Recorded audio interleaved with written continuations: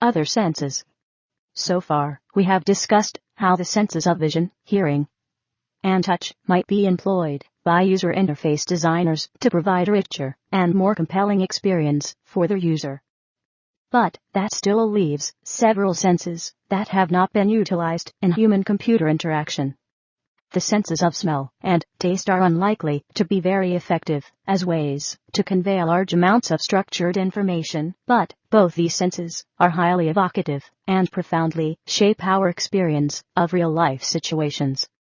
Surely, though, smell is not a feasible medium for computers to produce their output.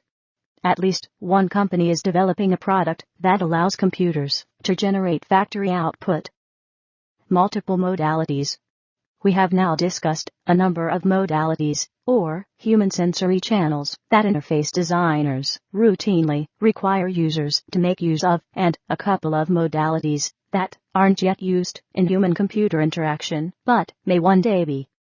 Each of these has properties that make its use more or less suitable for particular kinds of function in particular kinds of situation. A design challenge that we haven't mentioned yet, however, arises when more than one sense or means of providing input to the computer is employed in an interface in a way that requires the user to use them in coordination. Several systems have been developed that allow the user to mix commands expressed in various ways. One example is Mattis, a system for finding information about air travel. The user may specify their constraints, such as origin and destination, date of travel, using a mixture of typed information, pointing with a mouse, and speech. The design challenge for such a system is to be able to correctly interpret a command expressed in a simultaneous mixture of these forms. So, the user may specify travel by speaking from here to there, while pointing at origin and destination cities with a mouse, and the system must match the occurrence of words like here with the corresponding mouse actions. Not all users are the same. As a final note, in our discussion of perception, it should be emphasized that not all of our users have the same perceptual capabilities. Graphical user interfaces are, not surprisingly, given the name, highly visual in the demands they make on users.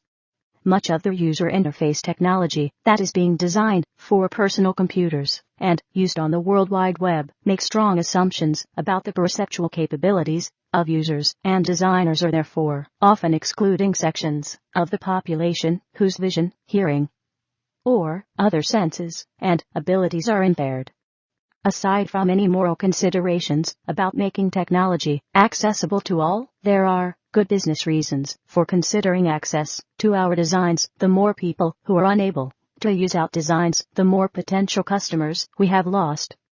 This is especially true on the web, where a large number of potential customers will look at a site and decide whether to continue to use it on the basis of whether its design helps them to carry out their tasks easily.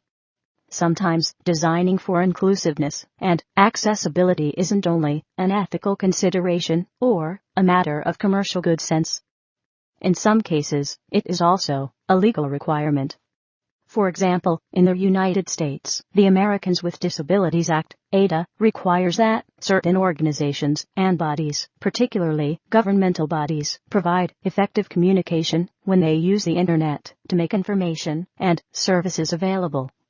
Specifically, this ruling notes that websites must be accessible to those using screen readers and receiving web information through auditory rather than, or, in addition to, their visual sense. Attention. The processes by which humans are able to focus on some things and filter out others to concentrate on certain mental or perceptual events and devote less mental resource to the rest are known collectively as attention. Attention is the taking possession by the mind in clear and vivid form of one out of what seem several simultaneously possible objects or trains of thought. Focalization, concentration of consciousness are of its essence. It implies a withdrawal from some things in order to deal with others.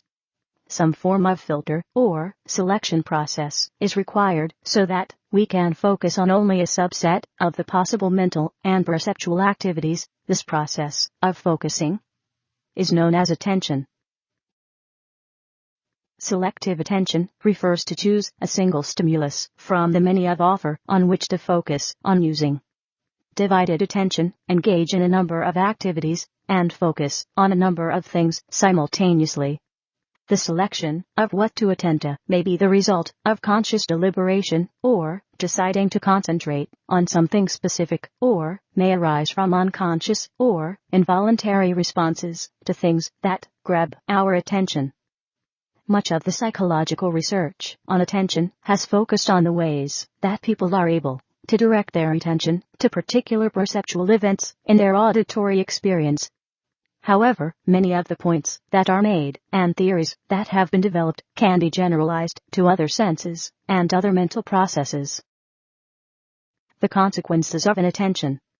We can fail to pay attention to the appropriate thing for a number of reasons, and the consequence is likely to be that we fail to complete a task as we intended, or substitute an incorrect task instead.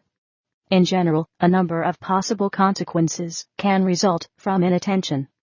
Capture error is where, through a failure to pay attention, a person carries out a more familiar task instead of a correct but less familiar one. Related to this is a memory lapse, where something is simply forgotten because we aren't paying attention. Common examples are using a photocopier but failing to remove our original document at the end, or using a vending machine but failing to take the change. A third class of attention-related problem occurs when we are simply distracted from one task by some other stimulus or task. An example, when we stop working at the computer to answer the telephone. Sometimes the distraction is unwanted and unnecessary, such as the distraction caused by blinking text on a web page, and sometimes, even if the distraction is desirable, such as an important telephone call, it creates problems when we attempt to resume the original task. A further kind of problem arises if our attention is not focused on something important. For example, we can miss the arrival of new email unless we happen to be attending to the icon that announces its arrival. Factors that affect attentional focus. As has already been said, at the core of the concept of attention is the idea that we have only a limited capacity for perceiving the world and carrying out mental and physical tasks. We therefore need choose from the large number of competing possibilities a small number of things to concentrate on. A number of factors connected with the stimuli we receive, the way our mental apparatus processes them, and our state of mind at the time, affect the way we are able to achieve this focusing. These include the following properties of the stimulus: movement and change, color, size, intensity, number of competing stimuli, meaningfulness, emotional state. Movement and change. The human eye is able to discern great detail, but only in the central part of the visual field. In other parts of the visual field, the peripheral vision, we are not particularly good at seeing detail and color, but are very good at spotting movement and change towards which we can direct our attention. This is why it is possible to notice that something is happening out of the corner of one's eye without seeing exactly what color, size, intensity. Certain colors tend to be particularly good at attracting our attention.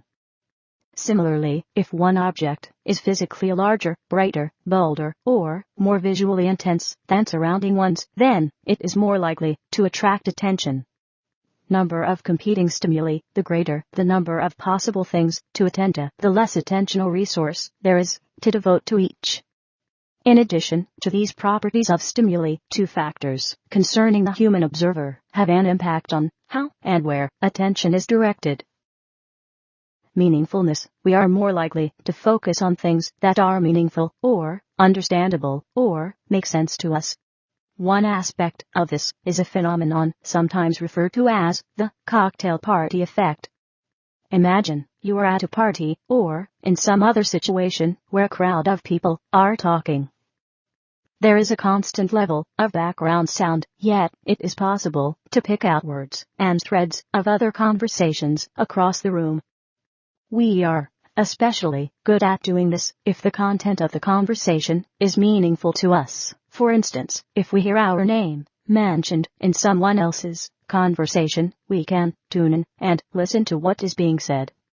Emotional state. In a particularly stressful or pressured situation, a person's attentional capacity tends to be diminished, meaning that they are able to focus on fewer things at once. This fact may not be very significant for the design of websites and desktop systems. However, it is highly relevant for the design of systems such as aircraft, flight decks. If designers are not careful, there is a tendency to place the greatest attentional burden, for example, lots of visual tasks, to be carried out on the user at precisely the most stressful times, for example, landing the aircraft. Implications for a user interface design. In order for a user to be able to successfully use a computer system, it is imperative that they be able to direct their attention to the right thing at the right time. Design features affecting attention. Let us take as an example the design of web pages. The kind of question a designer or usability analyst should be asking is, what does the user need to focus on in order to carry out their task? Is the user's attention likely to be focused on these things? Or are there features of the design that tend to encourage them to focus elsewhere? If the user does get distracted and focus their attention elsewhere, sometimes this is unavoidable and results from events outside the user interface, such as the telephone ringing or a colleague walking into the office. Can they pick up the task again later and continue by refocusing their attention appropriately? As designers, there are a number of techniques we can use to try and ensure that users' attention will be directed towards the appropriate things for the task at hand. Flashing, motion change. These techniques may be a powerful way to attract attention, but they can often simply be a distracting annoyance to users. See the section below on attention grabbing versus helping the user to decide. Differences in color, size, shape, intensity, and so on can be used to make some items of a display more attention-getting. For example, color can be used to segment the page into regions that help users to focus and to highlight important items. Meaningfulness and importance. Users will tend to find it easier to focus on items that are easy to understand and important to their task. Visual structure and grouping of items. Meaningful units can help the user to focus on the items that are relevant to their concerns. Simplify the choices presented to the user. Alerting mechanisms such as animations and pop-up screens should be used with care and only to provide warnings or supplementary information. Spatial cues indicating, for instance, where in a fill-in form the user currently is, can help the user focus on the parts of the task they are currently working on. Temporal cues indicating where in a process or sequence of subtasks the user currently is. This way of depicting the steps in a process is becoming increasingly common in e-commerce sites. Attention grabbing versus helping the user to decide. It is all very well to design user interfaces with features that attract the user's attention in one way or another, but does this really contribute to the usability of the interface? A typical situation, which might be familiar to users of the web, is that the designer includes features that are likely to attract their user's attention, presumably because the designer felt that certain parts of the interface or certain pieces of information were especially important. If you are a designer, this might seem quite easy to do. Simply decide what you want the user to look at and make it larger than surrounding elements of the interface. Or make it more brightly colored, or make it move, or flash. If you really feel that the item is very important, for example, if it's an advert for a product the user hadn't yet realized they wanted to buy, then use all of these techniques together and include a large, attractively colored animated graphic in the interface. Surely the user will be virtually unable take their eyes off the graphic and will soon forget what it was that they originally came to your site for. Actually, if this technique does work at all and the user's attention is captured, they are likely to find it distracting and annoying.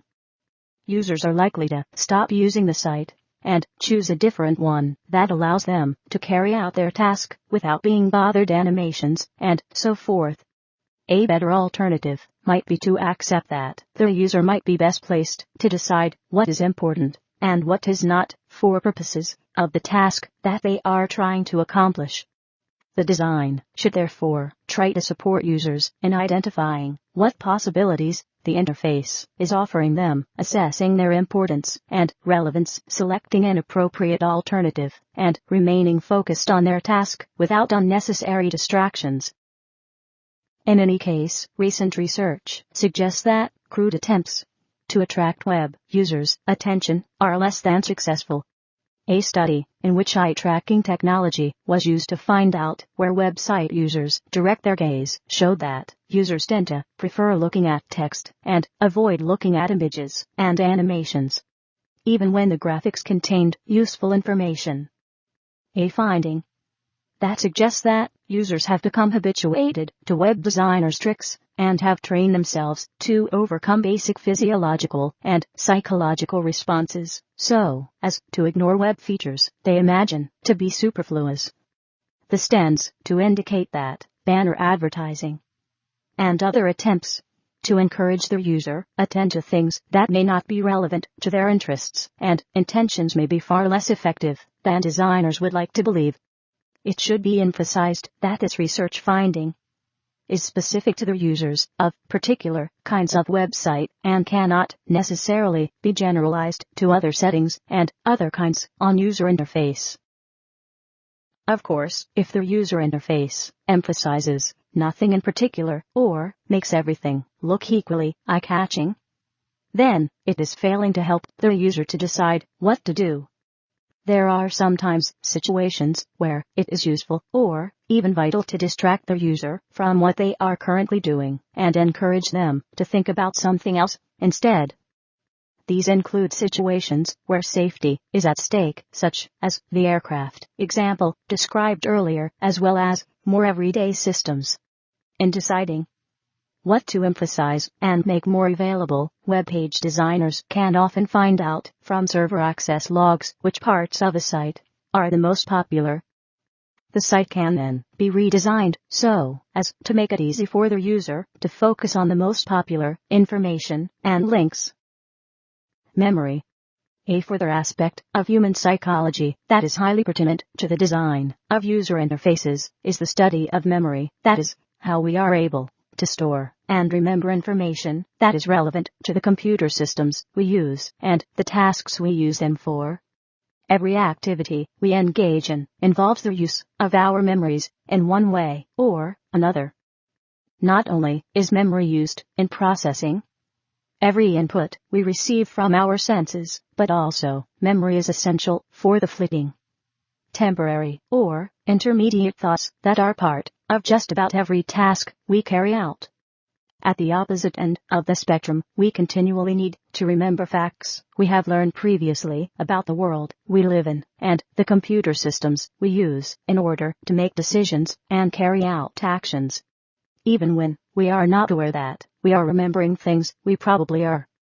Skills that we acquire are often performed without conscious thought, but still require us to recall remembered abilities. Memory is just as central for an expert cyclist or a proficient typist who may not be conscious of remembering the skills they have acquired as it is for someone trying to recall facts during an examination who may be painfully aware of their attempts to remember or failures to do so. Failing to remember can result in a number of possible errors in carrying out tasks. The kind of lapse or error of forgetting mentioned in the attention section, which can lead to us omitting part of a task or carrying out the wrong task, is one example of this. An HCI-related example here would be failing to save a document before quitting a word processor, or failing to bookmark a website before quitting the browser. Another effect of failing to remember is when we simply cannot recall how to carry out a task at the time when we need to, or fail to recall some important fact about the workings of the computer system. An example is, if we are unable to recall the meanings of visual elements of a user interface. See if you can recall the meanings of each of the icons on this toolbar from a popular word processing program. Some of the meanings are easy. The icon that looks like a printer invokes the print command, but others are more difficult. What is the meaning of the icon to the right of the printer? A potentially more damaging instance of much the same phenomenon is if we misremember facts about the computer system or tasks we wish to perform with it. For example, if we incorrectly recall the meanings of the icons on the title bars of Windows, we can end up quitting an application and losing work rather than simply minimizing a window.